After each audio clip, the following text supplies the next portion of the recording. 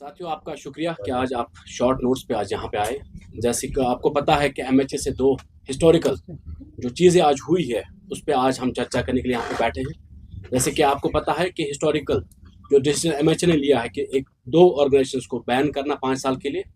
आज उसी सिलसिले पे हमारे साथ जो बात करने के लिए है पार्टी के स्पोक्स पर अल्ताफ साहब है। मैं उनसे गुजारिश करूंगा कि वो आज की बात रखें। शुक्रिया साजिद साहब। मेरे साथ आज इस प्रेस कॉन्फ्रेंस में साजिद साहब, साहिल साहब, फारूक साहब और अकील साहब बैठे। दोस्तों, जैसे कि कल एक बहुत बड़ी अचीवमेंट हुई है शाम को, जैसे सब ने देखा कि दो ऑर्गेनाइजेशन इत्तेहाद मुस्लिमीन और अवामी एक्शन कमेटी पे एमएचए ने बैन लगा दिया। भारतीय जनता पार्टी जम्मू कश्मीर इसका वेलकम करती है, खैर मकदम करती है, खुश आमदीद करती है कि ऐसे संगठन जो संगठन कश्मीर में इंतहा पसंदी, मिलिटेंसी और दूसरी चीजों में मुलव्वस थे उसको फरोग दे रहे थे, उनको बैन करना, और जिनकी कोशिश हमेशा रही कि कहीं किसी न किसी तरीके से देश और जम्मू कश्मीर में अनरेस्ट किया जाए। आपको याद होगा कि हुर्रियत कॉन्फ्रेंस बैनड जिसको बैन किया गया था, ये दोनों संगठन, चाहे अवामी एक्शन कमेटी हो चाहे अब मसूर अंसारी साहब की तंजीम हो, दोनों उसका पार्ट एंड पार्सल रहे। आपने देखा बार बार जिन्होंने कोशिश की कि जम्मू कश्मीर के अमन में आग लगाने की, जम्मू कश्मीर में मिलिटेंसी को सपोर्ट करने, जम्मू कश्मीर में पाकिस्तान का डिजाइन जो है उसको प्रमोट करने की जो कोशिश की है, उन पे एमएचए ने बैन लगा दी। खासकर 2019 के बाद जब हम देखते हैं कि भारतीय जनता पार्टी वाली गवर्नमेंट, जनाब नरेंद्र मोदी जी वाली गवर्नमेंट, और जहां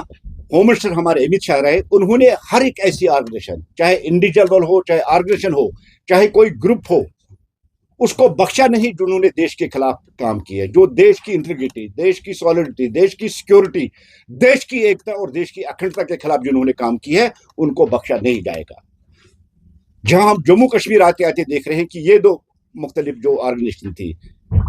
उन्होंने भी देश के खिलाफ बहुत बड़ी काम की है। जब हुर्रियत कॉन्फ्रेंस यहाँ एक्टिव थी, जब मिलिटेंसी अपने अरूज पे थी, तो ये दोनों जो ऑर्गेनाइजेशन है ये वजूद में आई थी और ये पाकिस्तान को सपोर्ट करी। और पाकिस्तान का जो डिजाइन है कि कश्मीर में आतंकवाद फैला जाए, जम्मू कश्मीर में आतंकवाद को बढ़ावा दिया और जम्मू कश्मीर में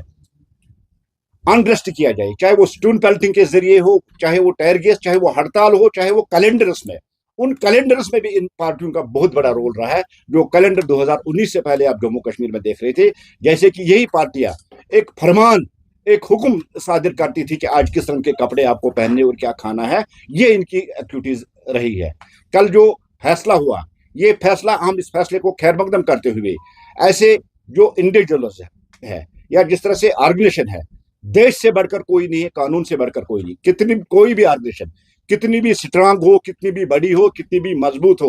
लेकिन देश के कानून के साथ, देश की एकता के साथ, देश के अमन के साथ, देश की एकता के साथ किसी को खिलवाड़ करने की इजाजत नहीं दी जाएगी।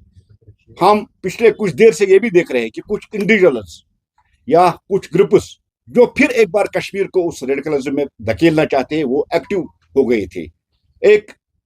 पैगाम कल उन पार्टियों को मिला है, उन ऑर्गेनाइजेशन को मिला है जो जम्मू कश्मीर के अमन में आग लगाना चाहते हैं, जो जम्मू कश्मीर में मिलिटेंसी फिर रिवाइव करना चाहते हैं। ये एक पैगाम उनको, एक वार्निंग उनको है। उनके लिए ये आई ओपनर वाली एक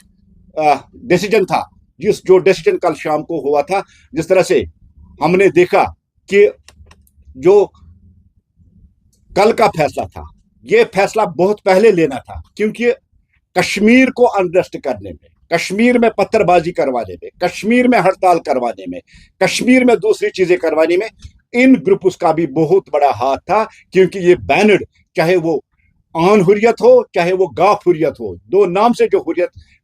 की यहाँ जो प्लेटफॉर्म चलते थे, जिनका काम ही था कि कश्मीर में पत्थरबाजी करवाए, कश्मीर में वो अनरेस्ट करवाए, इनका भी बहुत बड़ा रोल है। कल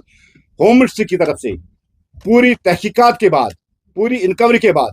ये देखा गया कि इन दोनों पार्टियों के जो लीडर हैं, उनके मुख्तलिफ जेल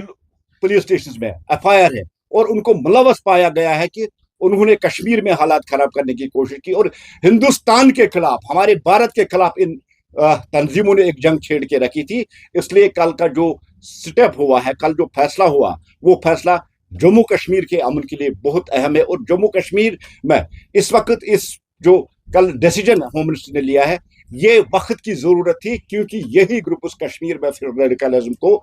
वापस रिवाइव करना चाहते और कश्मीर को मुख्तलिफ प्लेटफार्म्स के जरिए, कोई रिलीजियस के नाम पे, कोई पॉलिटिक्स के नाम पे कश्मीर को फिर उन्हीं 90s के हालात में धकेलना चाहते थे। वो कोई पॉलिटिकल ऑर्गेनाइजेशन हो, वो सोशल ऑर्गेनाइजेशन हो, या कोई भी ग्रुप हो, हम उनसे ये कहना चाहते हैं कि आज के भारत में, नरेंद्र मोदी जी के भारत में, किसी को भारत मुखालिफ प्रोपेगेंडा करने की इजाजत नहीं दी जाएगी। चाहे वो कोई पॉलिटिकल पार्टी हो, चाहे वो कोई सोशल ग्रुप हो, चाहे कोई भी ऑर्गेनाइजेशन हो। ये नया भारत है, नया जम्मू कश्मीर में। नए भारत और नए जम्मू कश्मीर में आतंकवाद और आतंकवादियों के आकाओं के लिए कोई जगह नहीं है। नए जम्मू कश्मीर में स्टून पेल्टर्स, उनके सपोर्टर्स, हड़ताल, कैलेंडर्स, जितने चीजें इन्होंने की, उनके लिए कोई जगह नहीं है। कल के फैसले का हम खैर मकदम करते हुए गवर्नमेंट ऑफ इंडिया से ये अपील करना चाहते हैं, और खासकर हम एलजी साहब से भी अपील करना चाहते हैं कि मुख्तलिफ जो इंडिविजुअल्स या जो ग्रुप्स आजकल लाल चौक में देखे जाते हैं, वहां फिर वो रेडिकलाइजेशन वाला जो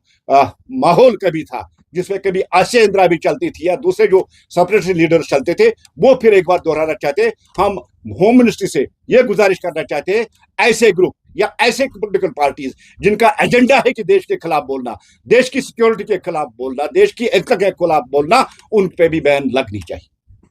क्वेश्चंस अगर आपके हों तो बता सकते हैं।